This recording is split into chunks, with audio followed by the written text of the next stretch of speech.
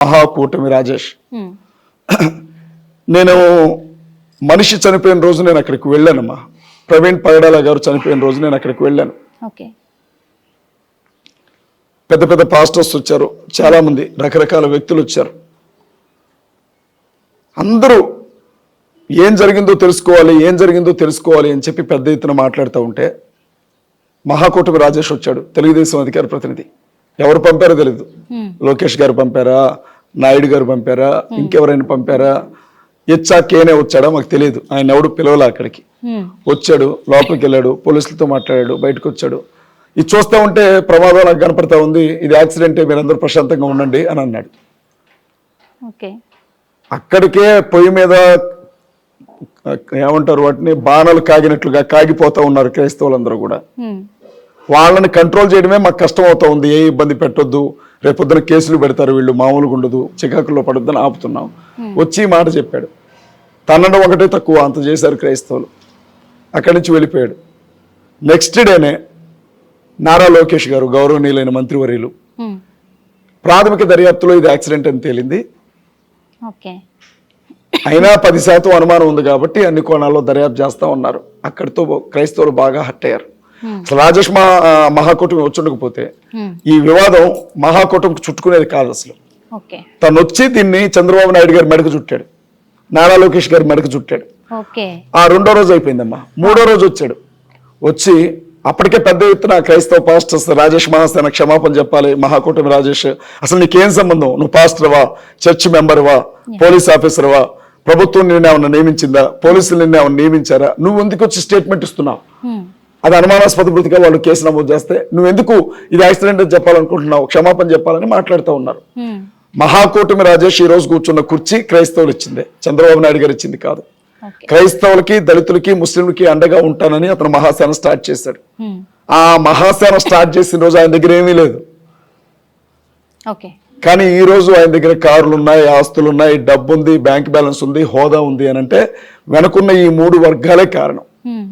ఇవి చూసి వీళ్ళందరూ మాకు కావాలనే ఎవరైనా ఆయన్ని పిలిచారు.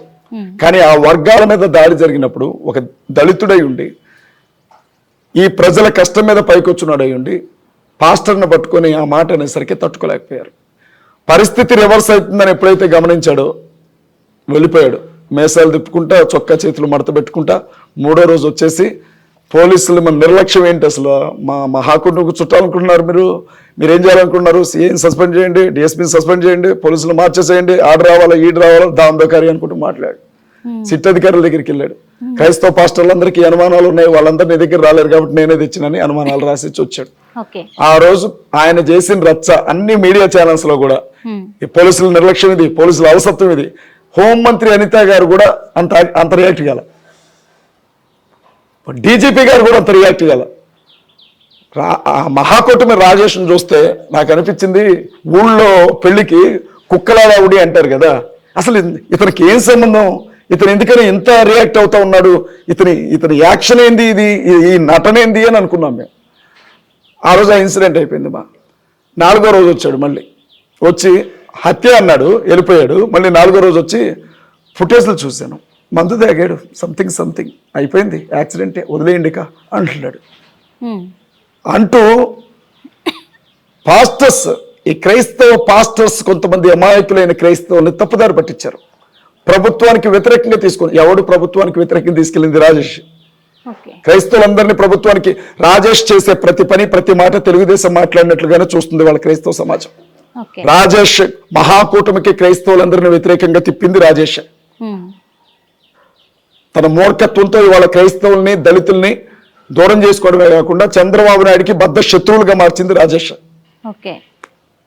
డైరెక్ట్ గా వచ్చి మందు తాగాడు అంటున్నాడు. ఈయనకి ఏం అవసరం అంటున్నా? ఐజీ గారు చెప్పాలా, ఎస్పీ గారు చెప్పాలా, హోమ్ మినిస్టర్ గారు చెప్పాలా?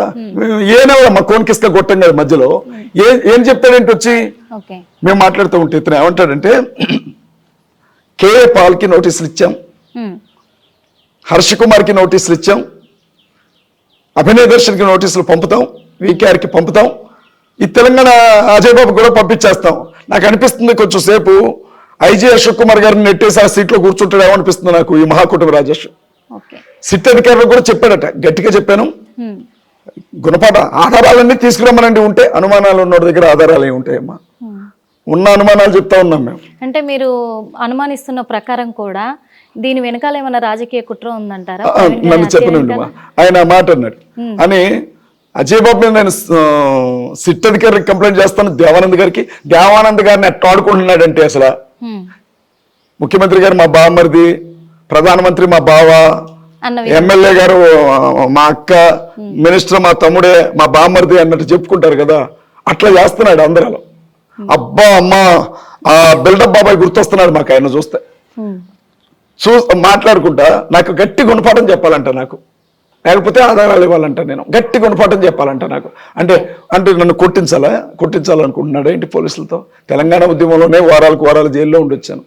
అలాంటిది నా జాతి, నా ప్రజలు, క్రైస్తవులు, ముస్లింలు, దళితులు గుండెల్లో పెట్టుకున్నారు నన్ను. వాళ్ళ కోసం 1 సంవత్సరమైనా జైల్లో ఉండొస్తాను. ఏమైంది? నీకులాగా పోరంపోకు పనులు చేసి జైలుకి వెళ్ళట్లేదు కదా నేను. ఇంకోటి, పెద్ద పాస్టర్లు ఎవరు రాలేదంట, పెద్ద పాస్టర్లు ఎవరు రాలేదంట. ఎందుకంటే వాళ్ళందరూ రాజేష్ మహాసేన మాట నమ్మేశారట. మేము మాత్రమే ఎగురుతున్నామంట. ఈ రాజేష్ మహాకోట ఏమన్నాడు తెలుసమ్మా? ఒకసారి కారులో పెద్ద పాస్టర్ని, నేను అనకూడదు మాట, చర్చలో ఉండి, అలా లంజా కొడుకులరా, ఇన్ని రోజులు మిమ్మల్ని నమ్మి మేము మోసపోయావరా, మీ వెనక వచ్చావరా, మీ బతుకులు బయట పెడతావరా, పెద్ద పాస్టర్ని సతీష్ గారితో సహా అందరినీ మాట్లాడిన వ్యక్తి ఇవాళ కార్పొరేట్ పాస్టర్స్ అట నిజాలు తెలుసుకొని కళ్ళు తెరుచుకొని వెళ్ళిపోయారట. మేము మాత్రం పోర్ట్రేట్ చేస్తా ఉన్నామట ప్రభుత్వానికి వ్యతిరేకంగా. చాలా బెదిరింపులు. రాజేష్ మహాసేన గురించి నువ్వు మాట్లాడతావా, నీ అంతు తెలుస్తాం, నీ సంగతి ఏంటో తెలుస్తాం, నాకు కాల్స్. నేను అన్నాను, నన్ను అరెస్ట్ చేయించి ఇప్పుడు ఆయన ఆగేలాగా లేడు. ఒకవేళ పోలీసులు కానీ నాకు నోటీస్ పంపకపోతే దొంగతనం వెళ్ళి కాళ్ళు పట్టుకునేలాగా ఉన్నాడు. ఒక్క నోటీస్ అయ్యా బాబు, ఒక్క నోటీస్ నాయన, అయ్యగారు ఒక్క నోటీస్ అయ్యా ఆయనకు పంపండి అని కాళ్ళు పట్టుకునేలాగా ఉన్నాడు. నన్ను ఇప్పుడేంటి కస్టడీలోకి తీసుకొని రాజమండ్రి సెంట్రల్ జైలుకి పంపిస్తే గానీ రాజేష్ కళ్ళు చల్లబడతాయి. ఈ పరిణామాలు ఇన్ని చూసిన తర్వాత అప్పుడు ఎఫ్ఐఆర్ ఫైల్ చేస్తాం. అంటే క్రైస్తవుల నుంచి మీ ఒక్కరికే థ్రెడ్ ఉందంటారా, ఇంకా ఎవరికైనా ఉందా? అభినయ్ దర్శన్ గారికి కూడా థ్రెట్ ఉందమ్మా. ఓకే. వికేఆర్ గారికి కూడా థ్రెట్ ఉంది. గట్టిగా ఎవరైతే చాలా మంది ఎవరెవరు మాట్లాడుతున్నారో వారందరికీ థ్రెట్ ఉంది, నాకు మాత్రమే కాదు. కానీ నాకు థ్రెట్ ఉందన్న విషయం ప్రజలందరికీ తెలిసిపోయింది. ఎందుకంటే వాళ్ళు ఓపెన్ గా నా పేరు చెప్పారు కాబట్టి. ఎందుకంటే ఆ రోజు కూడా మీరు ప్రవీణ్ పగడాల హత్య వెనుక అంటే ఓపెన్ గా చెప్పారు మీడియా ముఖంగానే, రాధా మనోహర్ దాస్ గారి హస్తం కూడా ఉందని నాకు అనుమానం ఉంది అని చెప్పేసి మీరు చెప్పారు. అంటే తన మీద ఎందుకు ఉంది అంటారు మీరు? రాధా మనోహర్ దాస్ ఈ ఇన్సిడెంట్ జరగడానికి ముందమ్మా ఏ ఏరియాలో అయితే అన్న చనిపోయారో ఆ ఏరియాలో ధవళేశ్వరంలో పిచ్చి వేషాలు వేశాడు రాధా మనోహర్ దాస్. వేసినప్పుడు రాజమండ్రి పాస్టర్స్ అంతా ఎస్పీ గారిని కలిసి కంప్లైంట్ పెట్టారు రాధా మనోహర్ దాస్ని అరెస్ట్ చేయాలని. పోలీసులు పట్టించుకోవాలి. 2వ రోజే జరిగిందమ్మా ఇన్సిడెంట్. అక్కడ అన్నతో చాలా డిబేట్స్ లో కూర్చున్నాడు రాధా మనోహర్ దాస్. డిబేట్స్ లో గొడవలు అయ్యాయి, మధ్యలోనూ లేచి వెళ్ళిపోయాడు. రాధా మనోహర్ దాస్ లేకపోతే ఇంకోళ్ళు అన్నది కాదమ్మా, వీళ్ళని ముందుకు నడిపించే ఏదో బలమైన శక్తి అనుకుంది. మతం పేరుతో మనుషులను విడదీస్తూ హిందువులు, ముస్లింలు, క్రైస్తవులు వేరు మీరు కలవకూడదని చెబుతూ వీళ్ళ కొట్టుకునేలా చేస్తున్న ఏవో బలమైన శక్తులు ఆయన మరణం అనుకున్నాయని నేను నమ్ముతున్నాను. సహజంగా అమ్మా చిన్న విషయం చెప్తాను, నేను ఒక లాయర్ని కాబట్టి. ఒక హత్య జరిగితే 4 కారణాలు ఉంటాయమ్మా. ఒకటి, హత్య జరిగిందంటే ఆ హత్య వల్ల హిట్ టీవీ యాప్, ఇందులో short news, live news, entertainment shows, movies, digital magazines తో పాటు మీ జిల్లా వార్తలను కూడా ఫ్రీగా చూడొచ్చు. అంతేకాదు కేజీ నుంచి పీజీ వరకు విద్యార్థులకు స్కాలర్షిప్ కూడా అందిస్తున్నాం. ప్రతి వారం 10 మందికి లక్కీ డ్రా ద్వారా ఒక్కొక్కరికి 10,000 రూపాయలు అందిస్తున్నాం. ఇంకెందుకు ఆలస్యం, వెంటనే హిట్ టీవీ యాప్ ని డౌన్లోడ్ చేసుకుని ఫ్రీగా ఎంటర్టైన్మెంట్ పొందండి. Hit TV app. Hit TV app. Please download hit TV app. Hit TV app ని ఫ్రీగా డౌన్లోడ్ చేసుకుని ఎంజాయ్ చేయండి. మీకు నచ్చిన ఎంటర్టైన్మెంట్ కోసం హిట్ టీవీ యాప్ ని ఫ్రీగా డౌన్లోడ్ చేసుకుని ఎంజాయ్ చేయండి. హిట్ టీవీ యాప్ ని డౌన్లోడ్ చేసుకుని ఆస్వాదించండి, ఆశీర్వదించండి. ఇంతమంది సెలబ్రిటీలు హిట్ టీవీ యాప్ ని డౌన్లోడ్ చేసుకోండి అని చెప్తున్నారంటే ఎంత మంచి యాప్ ఆలోచించండి. అమెరికాలో చదవాలనుకునే వాళ్ళకి విశ్వసనీయమైన పేరు మన శౌర్య కన్సల్టెన్సీ. UK లో 1 year masters, UK లో 1 year masters, 2 years work permit up to 5 years visa. Contact Saurya Consultancy. Contact 89851 89851.